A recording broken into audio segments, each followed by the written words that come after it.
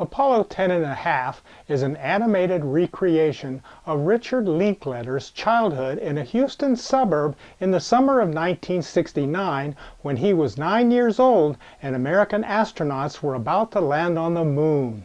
The movie also includes his vivid fantasy of making that trip himself. Stan, you're our only hope.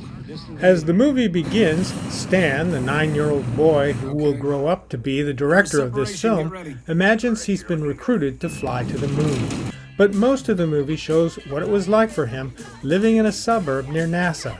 For baby boomers, the film will be a nostalgic reminder of how different life was back then. Living in the Houston area in the late 60s, it was a great time and place to be a kid. TV itself felt like an ongoing battle.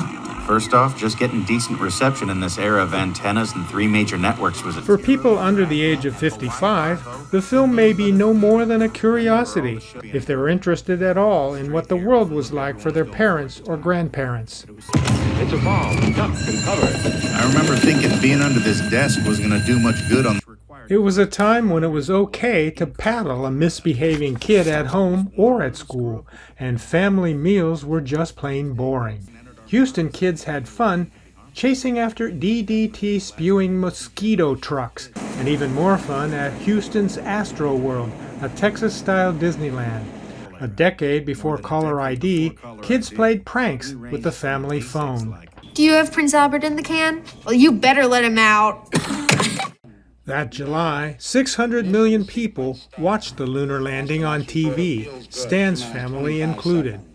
The movie shows animated clips of CBS anchorman Walter Cronkite's broadcast, intercut with shots of Stan in his dream of becoming an astronaut. What? Apollo 10½ isn't a great film, but for the right audience, it will stir up fond memories of the late 1960s. Terry Hunter, Hawaii News Now. It never crossed anyone's mind that we were all just one slight collision or rollover away from being roadkill. Just all of us getting popsicles at the pool could